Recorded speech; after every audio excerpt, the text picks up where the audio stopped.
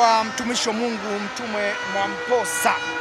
Simba nusu fainali, mwaliko wa Mtume umefanya kazi kwa namna moja nyingine? Umefanya kazi sana, na hili alilikiri madhabahuni. Jambo lolote ambalo mtumishi wa Mungu anaweza kuongea madhabahuni, Mungu analiangalia lile neno, analitimiza. Mimi nilikuwepo uwanjani, na ndio maana hata dakika 90 zilipoisha wengi wakajaribu kukata tamaa, lakini nilijaribu kuambia wenzangu kwamba hii tunavuka. Mungu hawezi kuiacha madhabahu iongee uongo. Ni hakika tumevuka na Simba iko nusu fainali. Awali yote, hatua ya nusu fainali kwa Simba ilikuwa kigingi kikubwa sana.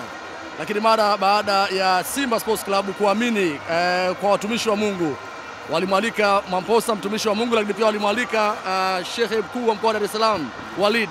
Leo hii kwenye matuta kuna wakati ulikuwa ukiomba penalty ya pili na ukasema mnavuka. Kipi ambacho kinakuambia kwamba leo unavuka? Nilikuwa naamini kwa sababu Mungu aliachi neno lake lidondoke chini. Niliamini kila alichokitamka mtumishi wa Mungu kwamba Simba watavuka. Na mimi nikasimama hapo kwamba hakika hili goli la pili, nikasema ni goli la pili. Mtangazaji ulinisikia? Nikasema ni goli la pili. Hata ile penalty aliyodaka yule golikipa wa Misri, mimi nikanyanyua mikono nikasema Simba iko nusu fainali. Kwa sababu niwaambie ndugu waandishi wa habari, mtumishi wa Mungu alizungumza. Alisema kama watu wanafikia mahali kutaka madhabahu kuomba neema ya Mungu ihusike kwenye mchezo, manake hiyo timu ina imani na Mungu. Hatuwezi kunyamaza, lazima tuiombee. Na alisimama, kama mlimsikiliza kwenye moja kati ya ibada zake, alisimama na alitamka mtumishi wa Mungu Mwamposa, akasema Simba inashinda. Na mimi niliondoka na neno hilo. Kwenye Biblia ukisikia neno la nabii, neno la mtumishi wa Mungu, lishike hilo, linakuvusha. Hilo neno la Mungu limeivusha Simba leo. Na sisi kama wachungaji tumefurahi. Sawa, mtumishi wa Mungu Baraka, asante. Tuzungumze na Pastor Jackie. Ndio. Pastor Jackie alisema Simba atashinda goli 3. Jana tulipokuja kwenye maombi hapa, kata naombea wachezaji.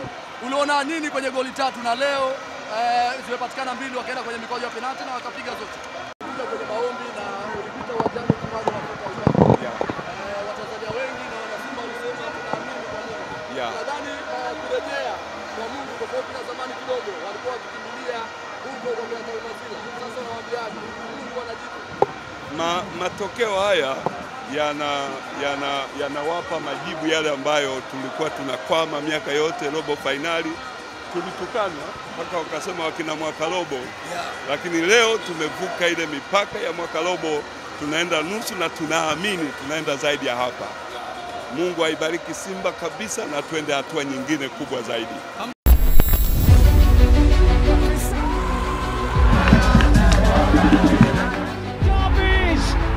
City are in front.